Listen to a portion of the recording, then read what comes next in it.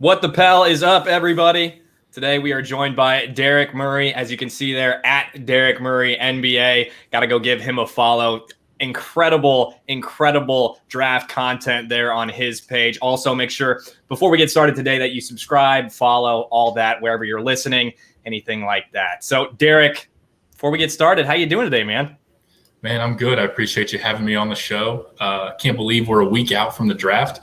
Finally here. At least this pre-draft process was not as long as last year, so it's still enjoyable to talk about it a little bit. But hey, again, I always enjoy these team-specific podcasts talking about the draft because you get to put a hat on and say, all right, if I was this team in this spot with this board, that's just a lot more fun than talking about just the draft as a whole over and over and over. So I appreciate you letting me come on and talk about it for a little bit. Yeah, this is going to be fun. And for those of you who followed the last podcast, you know that Derek joined us last year and was an incredible guest. So I'm very excited to talk a little bit about the Pelicans and where they're going to go with the draft. And like I said, we talked last year on a different platform this time, and we've actually doubled our listenership since then. So can you tell us a little bit about what you do, how you evaluate players and all that? We had Matt Babcock on your cohort a little bit earlier this year and talked a little bit about that. But can you tell us a little bit more about your process in evaluating players? Yeah, so I've got an extensive process with the two companies I work for. I cover the draft with Matt at basketballnews.com, kind of as a, interviewing, traveling, intel, going to games, going to workouts, really extensive work in the pre-draft process. But main role right now, I'm a senior basketball ops analyst at Sports Info Solutions, and we build analytically driven draft models for teams, really help them dive into, a new box score that we're inventing. The director, Jake Lose. It's a lot of really, really interesting, fascinating data we're collecting off these college players. So I get one side where I'm seeing people in person, I'm getting the intel side, but over at SIS, the products we have for NBA teams, it's very data driven. And it's the best in the world as far as I'm concerned. So I get to see the game through a different lens, multiple times a day, every single day, and kind of get to use best of both worlds to try to make decisions and, advise people on what to do with the draft. So I got my hands in a lot of things. That's awesome. And I'm sure getting different vantage points and different points of view, along with talking to different people from different organizations, really helps the process as well. So that's great stuff, and all the more reason why we're excited to talk with you today. So, like you said, draft is exactly a week away from today as we're recording this. You're with basketballnews.com, like you mentioned. In that most recent mock, you guys have the Pelicans taking Moses Moody. Why do you have Moody there? Is there any particular reason why you like him? Is it a fit with the Pelicans? Is it just the fact that he's, the 10th best player available? Yeah, so not only do we like him, I also believe that New Orleans likes him. I think a lot of teams in that top 10 are going to be looking at Moody, and I think he's a fit. He's a wing defender. He's a wing shooter. Not the greatest initiator or creator in the draft, but again, a 6'5" without shoes, long arms, 7-foot wingspan, and a guy who, even though he struggled in the NCAA tournament later in the season, I think he's a guy who's going to get buckets at the NBA level. And at 10, there's going to be quite a bit of movement in the top 10 in the lottery. I expect 2, 3, maybe 4 picks to get traded in that top 14. We're unsure right now if New Orleans will keep their 10th pick, but Moody is a guy that if he's there, I would fully expect them to target. He or Kispert, I believe, are kind of the two at the front of that conversation. So we've heard a lot of different names while they are at the front of the conversation. We've heard a lot of different names as well, and we'll get into that. But are you the one who puts the mock together? Do you work with Matt on that? How does that work out? Did you make the decision ultimately to put Moody at 10? And is there any specific reason why? I know we just kind of alluded to that, but go ahead. Yeah, we can't get into too much of the exactly how we do it, but a lot of during the season, it is based on what we would do at this given pick. If we were putting this team's hat on. Now that we're a week out, we do update it to a little bit more predictive of this is what we are hearing around the league, and this is what we believe will happen. So at this point, when we were doing this mock draft, Moody and Kispert was a conversation. Based on the board, for people who do have the mock pulled up, Bouknight, Barnes, Kuminga, Wagner, those guys are all kind of gone right before 10. So you get into the conversation of Moody, Kispert, Isaiah Jackson doesn't feel like a fit with the athletes you guys have down low. Kai Jones doesn't feel like a fit based on what you have. And Giddey, Giddey is definitely a conversation. He has a lot of top 10 love right now. I don't expect him to be on the board long. But again, in this mock, we kind of looked at each other and said, okay, I think, if I'm the Pelicans, Moody is certainly where I'm doing or where I'm going right now. And that's what the talk is as well. So right now, the Pelicans, obviously, there's been talk of them going for a trade. Damian Lillard is always a conversation on Pels Twitter at the very least. And if they hold on to the pick with a Moses Moody, what they're probably, I'd assume that they're going to want to go for is a 3-and-D sort of player. Moody, who can, hopefully be a tertiary scorer behind Brandon Ingram and Zion. And you think the same thing about Book Knight and, I don't know, I'm not necessarily a Franz Wagner, but we'll talk about him as well. Can Moody be that level of scorer in the league? Can he be a tertiary option behind Zion and Brandon Ingram? I think he can turn into one, maybe not as a ball handler, but as a secondary creator. I think he can. You're not going to have him run a bunch of pick and rolls all the time, but he's a guy who in spots this year at Arkansas showed he could get his own shot. He's got really nice jab steps, can create space. Didn't finish at the rim very well at all, but he could get there. So he's a guy who's tools I believe in, whose work ethic I believe in. Again, never going to be a primary ball handler, primary scorer by any means, but a guy off the ball. He's more than just a catch and shoot guy, which I think in a young prospect is really valuable. And he was in a primary sort of, I guess his role offensively was off ball. Is that correct in Arkansas? Wasn't that what he did? Yeah, Jalen Tate and a couple other guys really handled the on-ball responsibilities. Arkansas, he was running all kind of actions off screens all over the floor and would occasionally get to create for himself off the dribble, but that really wasn't his role very much. They kind of had it. They had him off ball almost specifically, solely the entire season. So now the main comp that a lot of people are making, and some people love it, some people hate it, some people love it just because of the frame and what they hope that Moody can be, but it's Mchale Bridges, right? I've heard that a lot, probably because they're both slight, probably because they're both incredibly long. Is that a fair comp? Do you like comps when you're doing draft evaluation? So I personally, I stay as far away from comps as I can. Not because I think they're bad. I do think they're helpful.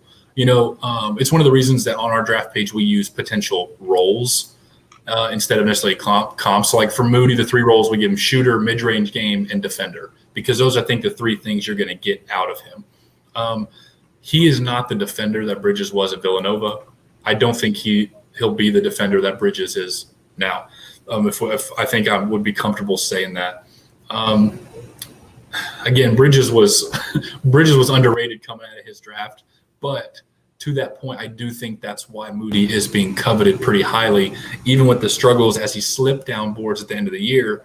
When it really comes crunch time, okay, we really do actually like what Moody is, and that's why I think we're kind of seeing him rise back up after everybody's had the pre-draft process, the workouts, interviews, all that stuff. So.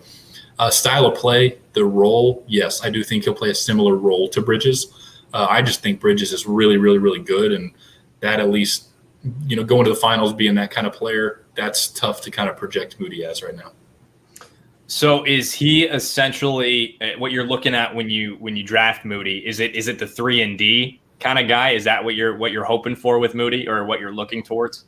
Yeah, that's what I'm hoping for. Again, 3-and-D is a phrase that I think is widely overused by a lot of the media, because if you better be a really good defender if I'm going to give you that title. Moody is right there. I'm comfortable giving him the 3-and-D title, or I guess not title, but that guy, I guess that description, because I do think he'll be that kind of 3-point shooter, and he does have the tools to be that defender. So he's right on the cusp on the defensive side, but yeah, I consider him one of maybe the 3 or 4 guys in this class that I would give the 3-and-D name to.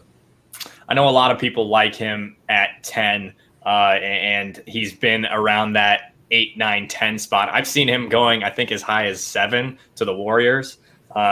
But what we'll see where that goes. Anyway, speaking of the Pelicans and all of their options, because that's what we're doing for the podcast.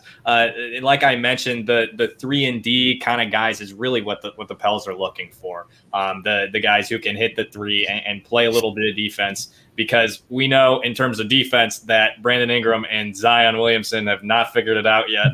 They're still working on it, but any bit of defense can help. And at that 10 spot, what a lot of people are thinking is, the Moody, the Franz Wagner, Keon Johnson, Jalen Johnson, and Bouknight, who's not as great of a shooter but is a scorer, and I haven't heard much about his defense. Are those 5 names applicable to what we're looking at, to what the Pelicans need? I don't think, based on what we're hearing, I don't think Keon or Jalen Johnson are on the table near 10.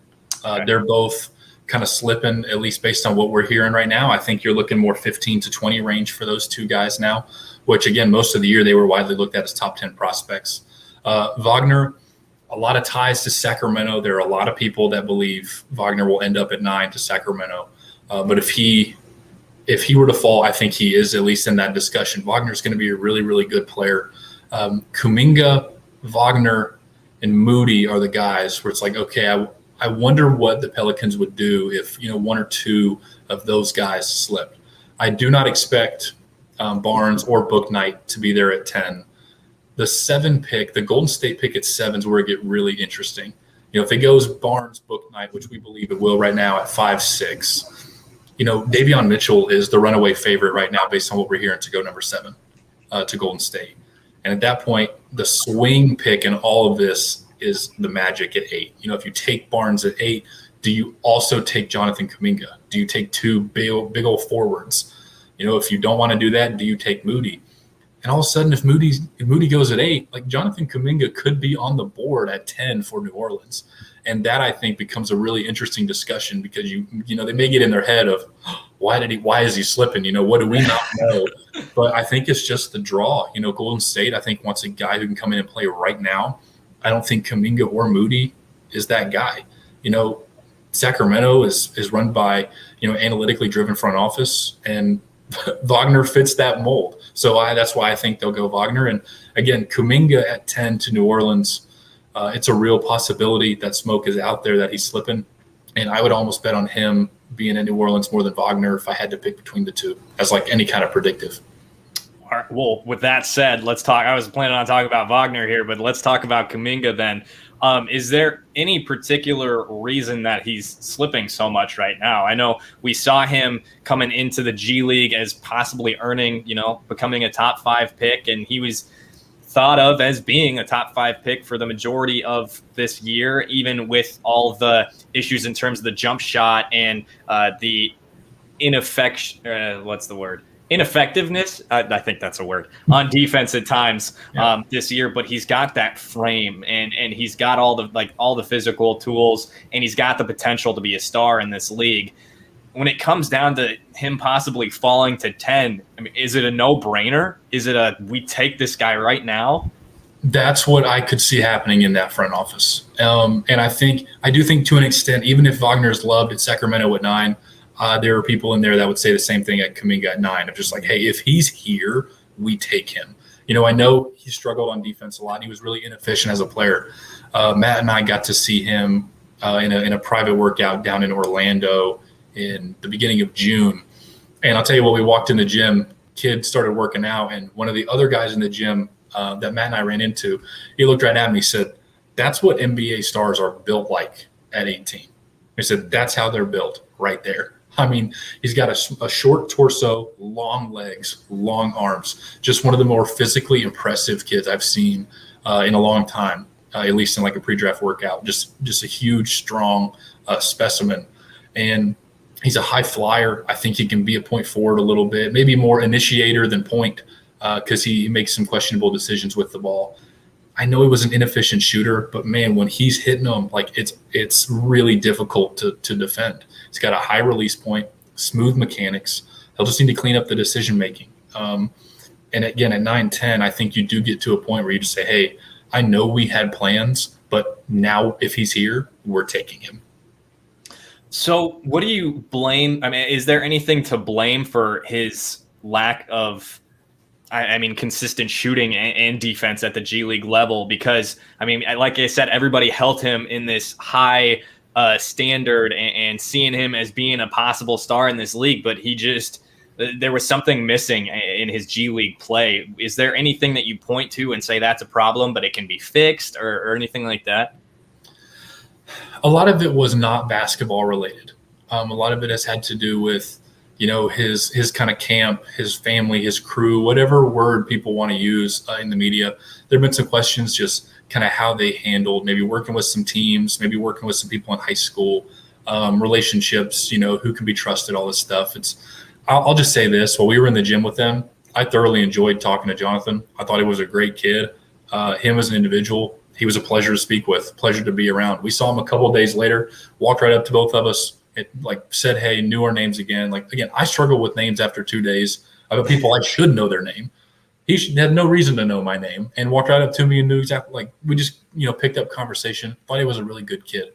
So if he does slip, again, it wouldn't shock me if he does, but the quote reasons, if you will, if it's negative against him, I don't understand.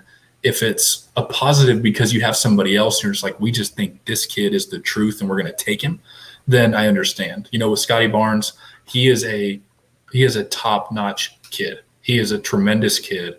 And again, he's got the physical frame anybody wants in a prospect. So I can understand, hey, we're just taking Scotty Barnes. I think Bouknight's an easy 20 points per game guy in the NBA in a couple of years. Great. Then we're just going to take Bouknight because of his scoring upside. Mchale to Golden State. We need a guy who can play right now. So, those reasons, it's not even so much anti-Kuminga. It's we know what we really, really want, and this player has it, so we're going to take him. And that just by default could push him. And not to get stuck on Kuminga, because obviously we're talking about the Pelicans draft, but you'd think, given the place that the Magic are in, they take that shot on Kuminga at least at 8, right? Wouldn't you presume that? Yeah, so this is where Matt and I have conversations in our mock draft, both from a perspective of what would you do at 8 and what do we think will happen at 8.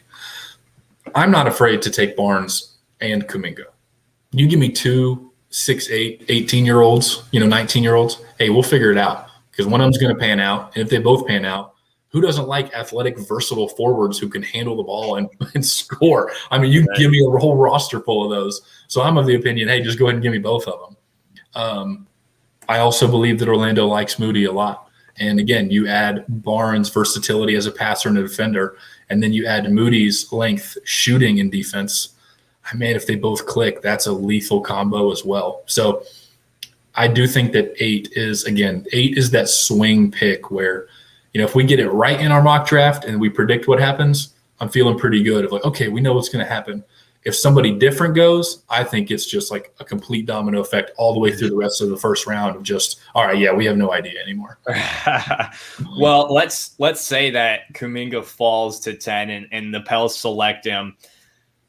There's a lot of pressure for the Pelicans to be good right away next year, and especially after the hiring of Willie Green today. A lot of people are happy about that, especially given his history of building relationships with players and all of that. Some people have said, I want Davion Mitchell because he's going to contribute right away.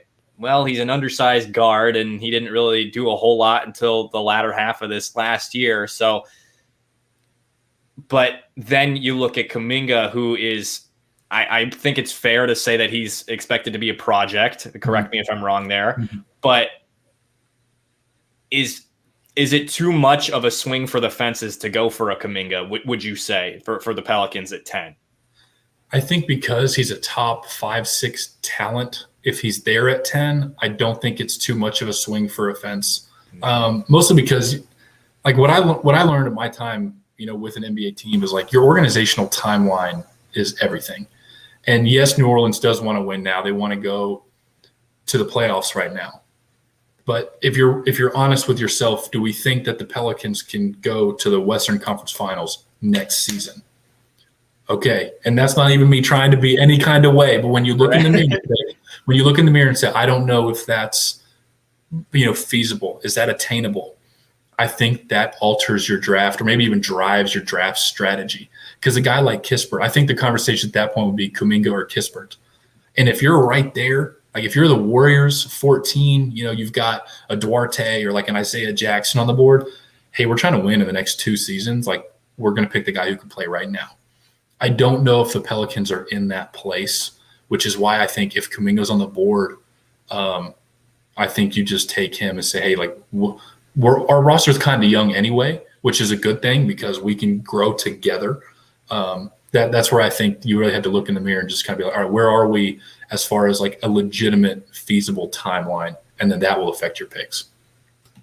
Sure. And now when we're talking about Wagner, although you said that he's probably not going to go 10. I know a lot of people talk about him being a high floor prospect, and you could say the same thing about Kispert. So you can mention either of these guys. Really not the sexy pick, but they're kind of a fit. And the Pelicans so desperately need need shooting at 10. And even though we're still getting comments like this right here, I hope we don't take Kispert at 10. And a lot of people are saying that. And I think it's largely because he's not that high ceiling guy. He's not Moody. He's not Kuminga. But man, the Pels, like I said, they're just desperate for some shooting and to open up the floor a little bit for Zion and for Ingram. If the Pels come away with Kispert at 10, should Pelicans fans be a little upset, especially if Kuminga or Moody are available? What's your philosophy there? Do you go for the guy that can impact and probably impact for a long time with Kispert or that high ceiling guy? So along with the timeline, you have to evaluate the guys who drive your team right now. Like from a philosophical standpoint, you have to have elite role players to win championships or guys who do their role at an elite level. I believe in Kyra Lewis as the point guard and the offensive engine. Again, on your show, we talked about it last year. I said, I'm taking that kid with 12. I'm not thinking about it. It happened. I was so happy on draft night. But like, I think he's the answer there. You know what you're getting out of Zion. If you believe in Ingram as, again, one of your guys moving forward long-term, he's going to be a monstrous part of the offense. If Kuminga's on the board, I think you just take him because the upside is so high. But Wagner screams future elite role player on a championship team. He's got great size, like a legit 6'9", 6'10" in his shoes. I mean, he's a big kid, strong. He has experience at a professional level before he even came to, college basketball. He's just so intelligent on both ends of the floor. Now, he gets labeled as a shooter a lot. I don't understand why. He didn't shoot that well in Michigan. Doesn't mean he can't become one, but he didn't. But again, he does all the little things right. I like his secondary kind of creation more than I do Moody's. I think he's extremely comfortable in the pick and roll. He's a very, very good passer. So if it's him or Kispert, man, I would probably take Wagner at 10 if he's there. Like if Kuminga's there at 9 and Sacramento says, hey, you know what? Screw it. We got to take Kuminga even though he's here. At 10, I like Wagner because you got to have future elite role guys on your contending team. And that's because I believe in Lewis and Ingram to be those guys in New Orleans. And so for Wagner, a lot of people, like I said, see him as, and like you said, as a high-level role player. But he's also just 19. Like, are we not giving him enough credit in terms of upside because he is so young? Do you think there's an upside there for him? There is, especially as a scorer. Like, scoring clearly can improve. And if he does improve as a scorer, I mean, you've got a functional guy everywhere on the floor. Scorer, passer, defender, high IQ. I mean, at that point, he literally would have everything. So I think there is plenty of potential and ceiling and room to grow there, along with, again, a floor that I already think is considerably high. Now, to just broaden our horizons a little bit, because we have mentioned Kuminga, Kispert, Moody significantly, and I'm sure we'll get back to Kispert. But some people, including our Aussie friend Lyle Swithenbank from Hoopball Pelicans, really likes Josh Giddey as a playmaker. And then there's also like the Kai Jones, who is a high ceiling big, but I'm not so much on Jones simply because the Pelicans have Jackson Hayes. Like you kind of just need him, and then to get, at least in my opinion, a role playing center. I mean, like a guy who can give boards and protect the rim. That's like really all you need off your bench, at least in my opinion, in the NBA. And so for Giddey is again, we talk about ceiling. We talk about his. I mean, he's a playmaker. I mean, he sees the floor so well for being 6'8", and seeing him in a pick and roll with Zion would be really interesting. And obviously running the floor with Zion as well. We've seen him with Lonzo in that sort of situation. Is Giddey a potential fit with this team, even though his shooting isn't quite there? Yeah, Giddey is one that, let's say Moody and Kuminga are gone. I think that becomes a conversation of, hey, this kid's got a tremendous ceiling and is full of potential. I think you at least have to discuss it. I think you'd have to discuss, inside whose hands do we want the ball in most of the time, him or Lewis. That would be the big, I think, discussion in New Orleans is they both need the ball in their hands to really excel at their highest level. One of the reasons I thought Halliburton was a tremendous fit in Sacramento is because he doesn't need the ball in his hands all the time to be an effective guard and scorer, because you can just let Fox run the show. I think with Giddey, you would run into the issue a little bit of they both need the ball, and neither of them are, elite as the secondary off-ball guy, where I think that's where Moses Moody does excel a lot, being that guy off the ball as the number 2. So, again, I think Giddey would be a discussion. I know they've done a lot of homework on him, but I think a guy more comfortable off the ball, again, if you really believe that Kira Lewis is the dude moving forward, I think that's where you would probably not take Giddey. Okay. And now to go back to Jones a little bit, do you agree with my sentiment about just going with Jackson Hayes, especially after what we saw from him this last season and what he was able to do in terms of shooting all of a sudden? And he really just ingrained himself into getting the fundamentals down. He just grew so much, and we saw the same from Nickeil Alexander-Walker. Don't want to take anything away from him as well, but do you agree with the sentiment that I made about Kai Jones and not really necessarily needing a guy like that? Yeah, bigs in the NBA take longer to develop, generally speaking, than other positions. So you got a really young guy in Jackson Hayes when he came out of that draft. Just give him some time. We saw him develop, near the second half of last year. You see the promise, you see the flashes. It's coming. Jackson Hayes is going to be good. I wouldn't pick another big and get in his way. Kai Jones is a high ceiling player. Kai Jones is a very low floor player. I think he is extremely volatile. A lot of bust potential there. But again, I don't think he'll fall very far in the draft because that ceiling is so high. So it's like if you already have a big you believe in, you kind of don't want to clog the lane anymore or get anybody's way. You got Zion, you got Hayes. Jones just doesn't really make a whole lot of sense there. But I could see somebody wanting pick 10 to go get him. And that is where moving him, if somebody wants Jones, because there's been a lot of Jones to Charlotte talk. So if somebody wants Jones, they think Charlotte's going to take him. That is where the 10th pick becomes valuable if you're trying to move it. So same guy, Fee in here. Would you give away your 10th pick to move Bledsoe? Yes. I'm going to just say that right now. I think that's an easy question. Obviously, we saw in the Locked On Pelicans or the Locked On NBA draft, Jake Madison moved that 10 pick up to 9 with the Kings to get rid of Bled and then also bring in Buddy Hield, which he just finessed who was ever the Kings guy, in my opinion there. But I'd be all about that. And then he took Kispert on top of getting Hield. But personally, I would definitely go a Moody or a Kuminga there because you get the shooting with Hield. Bledsoe's, 18 next year and then a 19 player option?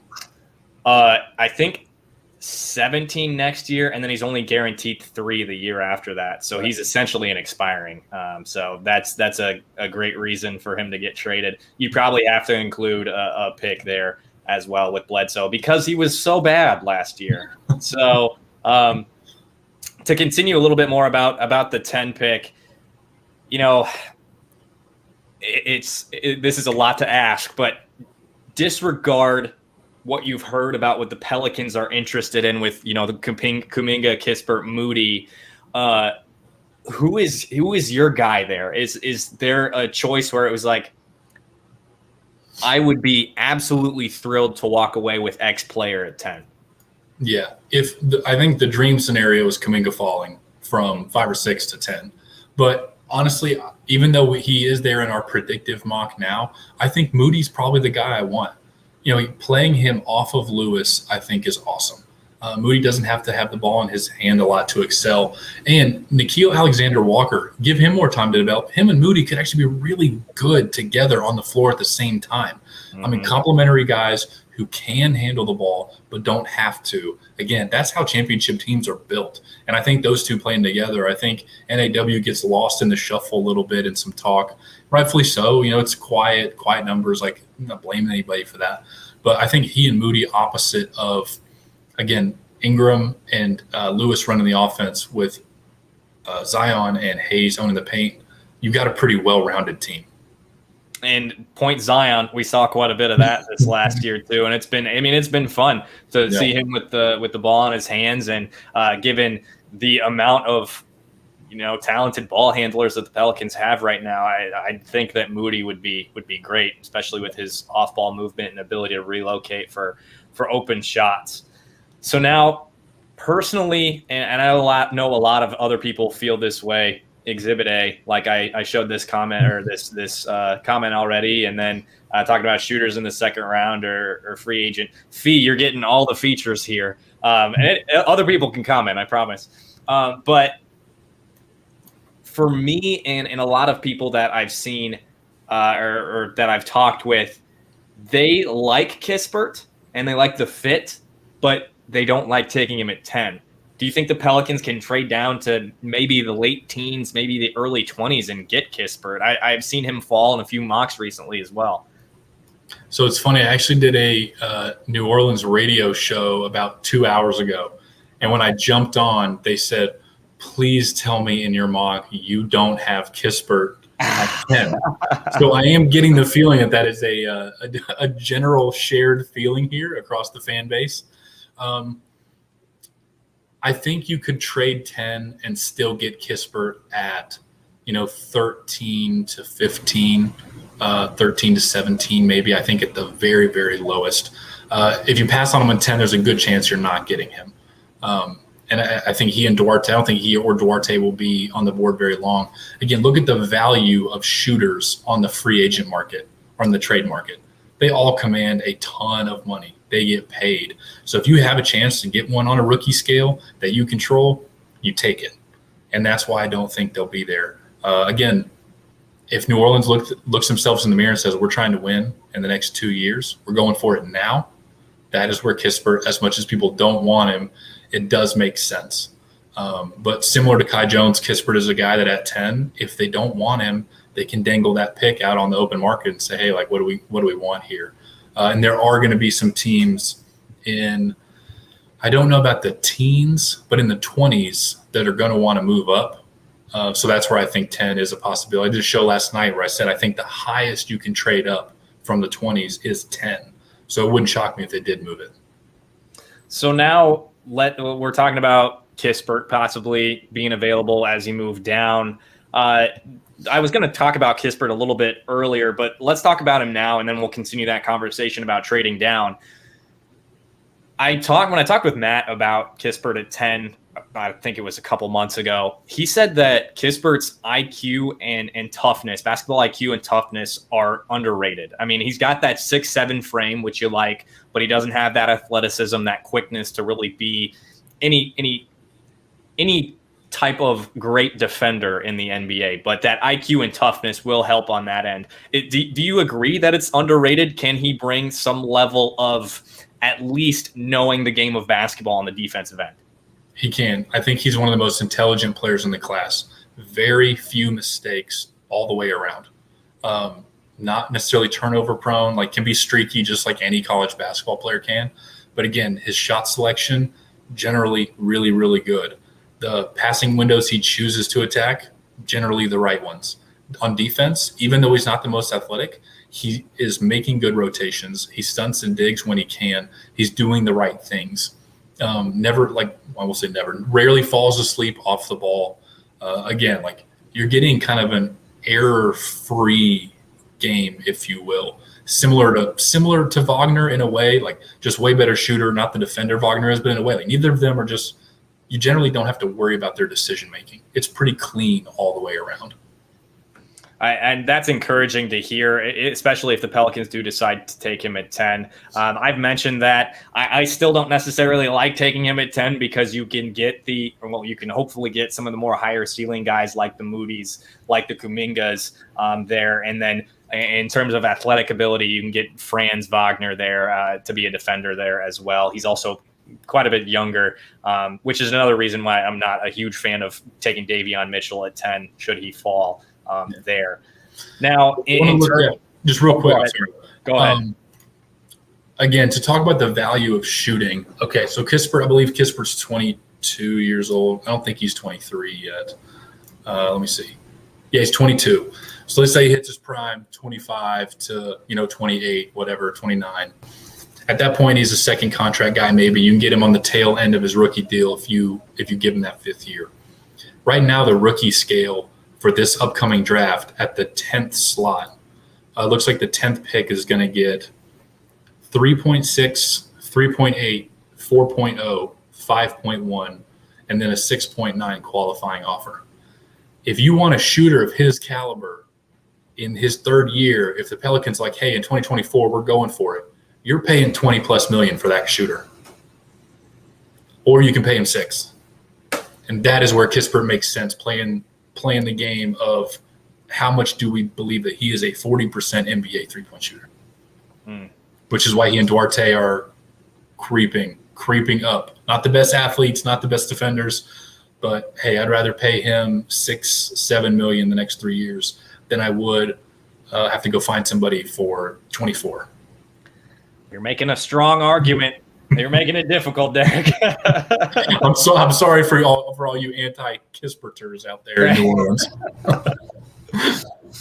So now when we talk a little bit more about trading down, possibly into those early 20s, Cam Thomas, Trey Murphy, Trey Mann, those are guys that I've seen that I like, that can add a little bit offensively, especially in terms of shooting. Cam Thomas, I think comps I've heard, or maybe I made this up in my head, I don't know, is like a Lou Williams type who's really going to be a scorer in the league or has the potential to be that. I've definitely thought about Thomas probably and possibly going to the G League for a little while, develop, and then come back and possibly evolve into a player like that. Are those 3 names that you like for the Pelicans if they trade back, or is there anybody else in that range that intrigues you or that you feel like would be a good fit for the Pels? Yeah, so there's a little bit of smoke to the Knicks trying to trade both their picks to move up. Let's say in the Thunder, I also don't think the Thunder will keep 16 and 18. I think they'll do something, whether it's trade for a future draft pick or move up in this one, I'm unsure. But that's 4 picks that could be available, 16, 18, 19, 21. If you're in that range and the Pelicans could get their hands on Trey Mann, I think that's a home run. Matt and I, again, we saw him in Miami about a month ago. We had him about 15 at that point. We dropped him. I believe right now he's sitting at 25 in our mock draft. There are a little bit of concerns with the athleticism. He's a good shot creator, but he's really going to struggle, it appears, scoring in the paint, at least early in his career. But again, he's a great secondary, at times primary ball handler and creator, but you can play him and Kyra Lewis together because he excels off the ball. And that is where I think that would be like a tremendous match, where you wouldn't want a guy like Sharif Cooper because he has to have the ball all the time, but Mann does not. And Mann is a guy, yes, if New Orleans could trade back and pair him, I think that would be awesome.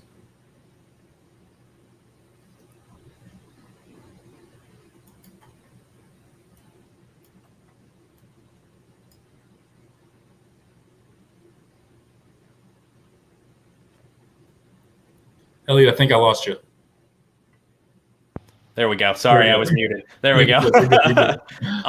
So in terms of the Trey Murphy, who I mentioned just briefly, he's got that label of being spacing big. Do you think something like that would fit well alongside Zion, or do you think him specifically would fit well alongside Zion? Yeah, I think he'd fit very well. He's going to play a role of a stretch four. Can put the ball on the deck a little bit, not a ton, but he's probably more of a 4-3 than he is any kind of 4-5. I think he's 6'8", 200 pounds. Again, once Kispert and Duarte are off the board, Murphy becomes the lone guy in the first round as the 3-and-D, the shooter who can come in and probably play right now. So yeah, he as well. I think going, that 18 to 25, I think is his range. A lot of teams really, really like him. They like speaking to him as a kid, as a person, as a teammate. Nothing but good things have been said about him. And yeah, if you can trade back, I think that would be an excellent target for him for New Orleans. And so, based on your evaluation, before, and we're going to talk a little bit about the second round prospects for them, because they've got 4 second round picks. Yeah. Hopefully they don't use all of them. Hopefully they trade them one way or another. But before we do that, in terms of what, and it's not necessarily, I know your job is evaluating these guys, right? It's not necessarily looking at the needs of these teams. Maybe it is. Maybe I just got a misread of what you do exactly. But in terms of what the needs are and what role the Pelicans should be looking for, are you leaning more towards the Kispert in the shooter, more towards possibly even like an Usman Garuba, who's really so raw defensively, raw offensively and incredibly talented defensively? Or are you really thinking that you need some of the best of both worlds, like with a Moses Moody? Well, hopefully with a Moses Moody. What's the archetype, right? What's the type of player that you want there for the Pelicans, just in general for the draft? Yeah, again, if you look at the books, there are young players whose way I just don't want to get in the way of. I don't want to get in the way of Ingram. I'm paying him 29, 31, 33, and 36 over the next 4 years. I'm not getting in his way. My guy's getting the ball. He's getting what he wants. I'm not going to stunt Zion's growth in any way. I'm not going to stunt Hayes' growth in any way. Personally, I'm not stunting Kyra Lewis's growth in any way.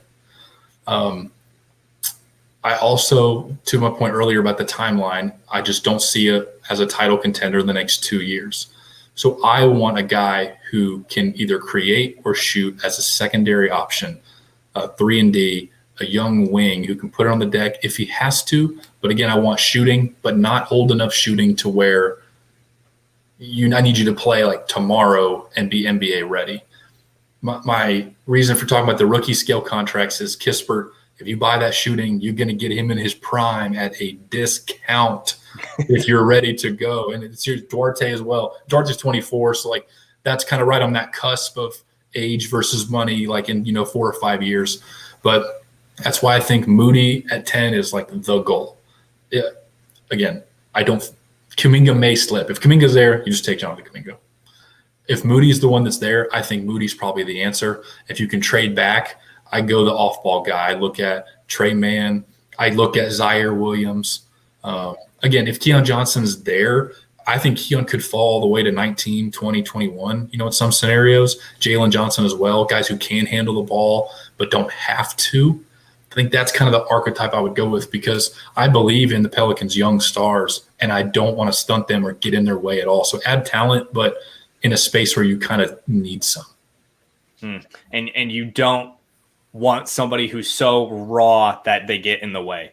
Is right. that which is the Kai Jones? Like, I'm just not taking a guy like Kai Jones. Honestly, he may be the only one, or Isaiah Jackson. Those are two where I'm like, I just straight up don't see the fit. I think it's too high for Springer. It's too high for Keon. It's too high for Cam Thomas. So again, Moody, Kispert. If you can trade back, Jalen Johnson, Trey Mann, those are probably my targets. Now, in terms of Jalen Johnson, and maybe this will be the last thing we talk about before we get into the second round, but Jalen Johnson, I am a little bit weary of what he would bring in terms of, I mean, he didn't stay at Duke, right? He went to IMG Academy and then left. And so it's when I say this, I sound like one of my old bosses, and I hate to say it, but it's he's a young kid who can't stick with anything, right? And I don't want to put that label on him if it's not accurate. So, and I obviously don't know the kid personally. Is that anything that is maybe not a red flag, but something to keep your eye on for Johnson? It's one of the reasons he's falling. I think he is a top 10 basketball talent in this class, no doubt about it.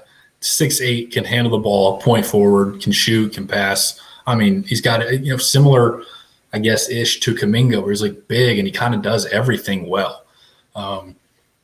Multiple high schools, multiple AAU teams, and left his one college team.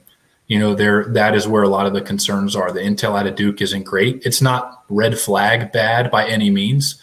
It's just not as good as you would want it to be. So that's why I think he's falling. I've talked to two scouts in the last couple of weeks who thinks 15 to 20 is his range, where earlier in the year it was kind of thought of like 8 to 14 most of the year. So I think he has slipped a little. But again, you're going to reach a certain point in the draft where you go, hey, Jalen Johnson's still on the board. Like that talent level right here, well, we're just going to take him. And I don't know where that'd be. That could be at 15. That could be at 25. I have no idea. He's one of the biggest question marks in our whole evaluation and our whole intel collecting process. He's one of the ones where it's like I truly don't know where he's going to go. So now let's make that transition to the second round. There's been, there's obviously a lot of options throughout that second round because the Pelicans have a barrage of picks there. They have picks early, they have picks late.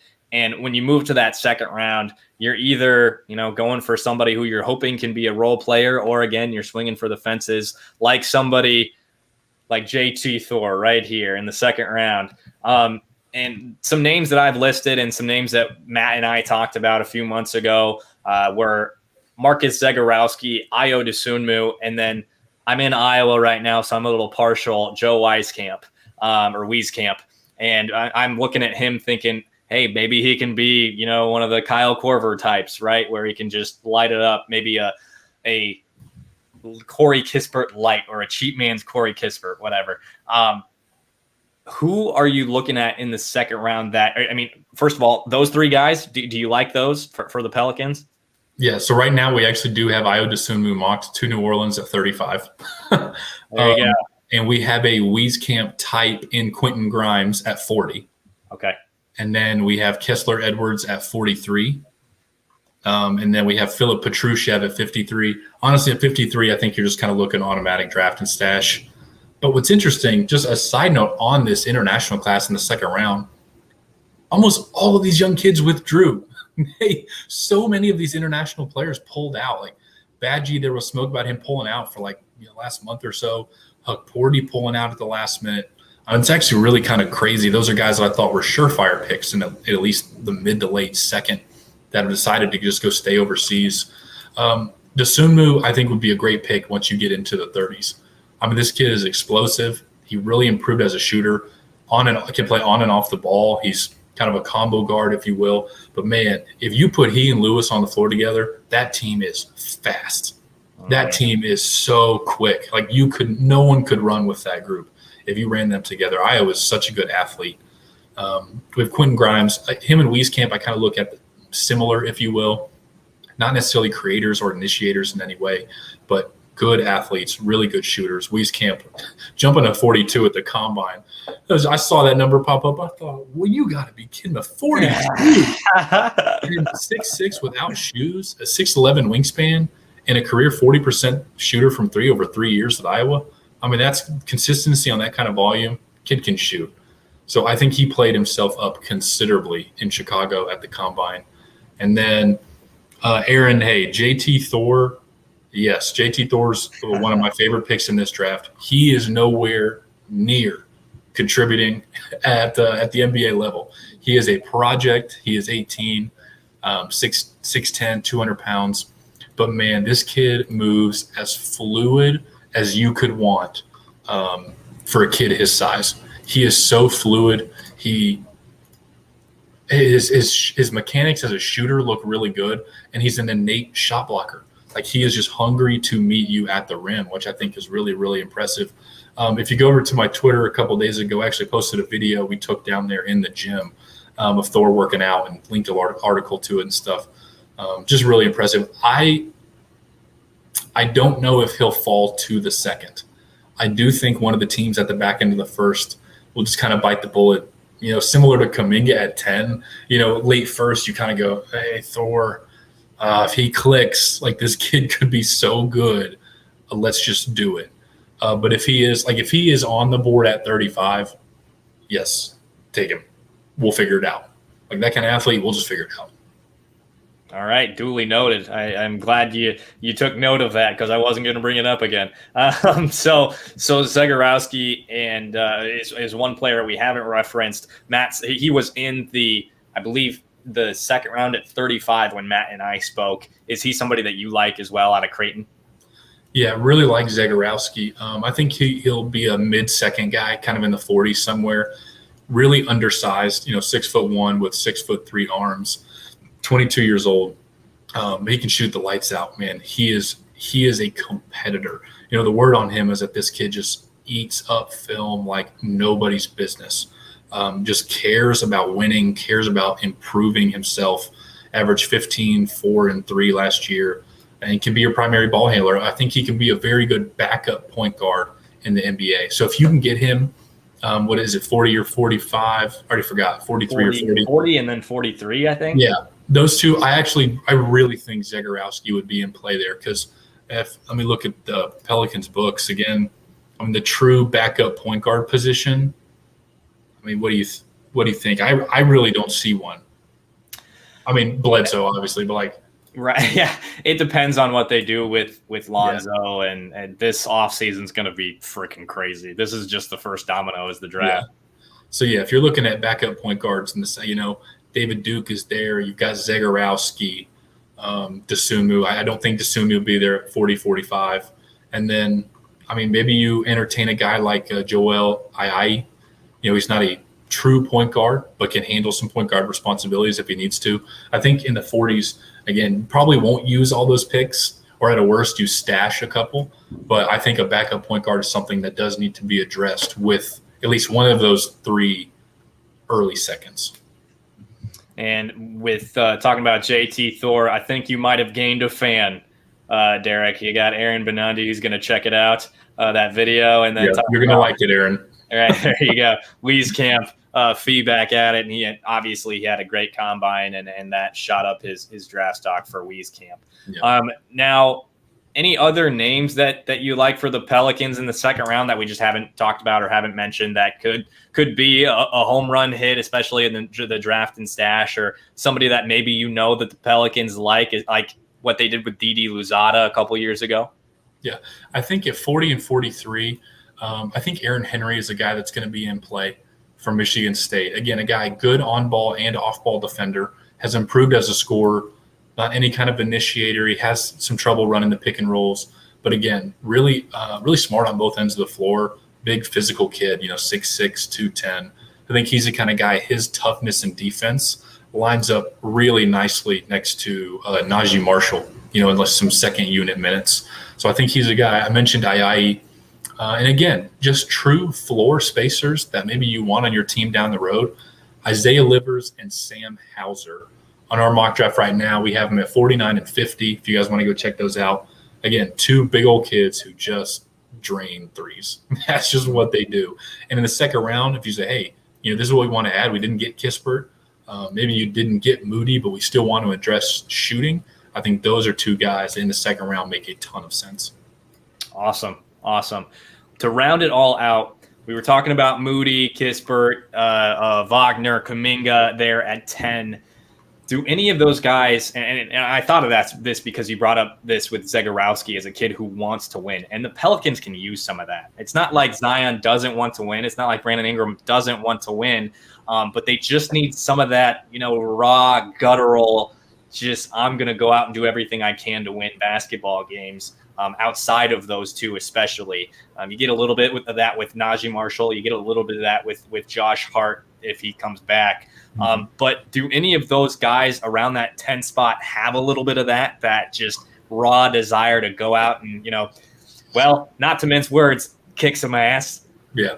So that is like Duarte's MO. Duarte is a competitor through and through. And the person that I got that vibe from the most being in the gym with him this season, which I think has helped him jump to a spot to where he won't be there at 10, is James Bouknight. I mean, man, we walked in the gym and Bouknight, again, he's from New York, got that New York toughness. I was like, oh, this dude, you don't matter to him. Like, he just wants to beat you. All he wants to do is beat you. And it really made me love him. I was like, oh, well, I'm in on James Bouknight. Like, look at this. He's an ultra competitor. So I think that's why he's actually risen past where New Orleans will be able to get him. Moody's a competitor. Again, he's kind of on the quiet side, but do not mistake Moses Moody's quiet for being soft in any way. That's not the case. Kai Jones is a competitor. Again, he comes off as like a laughing, happy-go-lucky kid. No, kid also wants to win. But I think Duarte stands out the most as like, yeah, he puts the shoes on. This guy just wants to embarrass you. Like, that's just what he wants to go do. I love it. I love it. As you see on the screen there, D Murray at D Murray NBA on Twitter, as well as check out his stuff with basketballnews.com. He and Matt Babcock, hoops is still kind of a thing. Yeah. So like the account is active, but technically our partnership with Basketball News, we just provide content to them. But like if you go to the Babcock Hoops website, it does send you to Basketball News.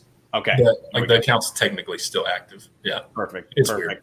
Yeah, that's okay. Well, hey, for those of you who are still sticking around, we got Gerald Bourguet from Fansided. He's an NBA, credentialed NBA writer covering the Phoenix Suns. He'll be on tomorrow to talk a little bit about Willie Green. But first of all, thanks so much for coming on, Derek. You killed it as always. We'll have to make this a tradition of you coming on the week before or close to the draft, because this was awesome. Really appreciate everything that you've done to take the time to come and join us today. Yeah, no, thank you so much for having me. And you guys in the comments, you guys watching, again, thanks for joining. Always happy to talk about the draft. And hey, I'm just hoping that 2 for 2, maybe we can get the Pelicans pick right. It's nice to get them right and feel like, all right, like we were on top of it. So got Kyra last year, and we'll see where we end up. We'll probably update our mock on the morning of the draft with our final kind of predictions. So we'll see who we end up there. It'll probably look pretty close to what we have now, but we'll get it as accurate as we can for you. There you go. Make sure to check that out. They do excellent work. We've got nothing but great stuff from Matt and from Derek. So once again, Derek Murray, follow him at D Murray NBA.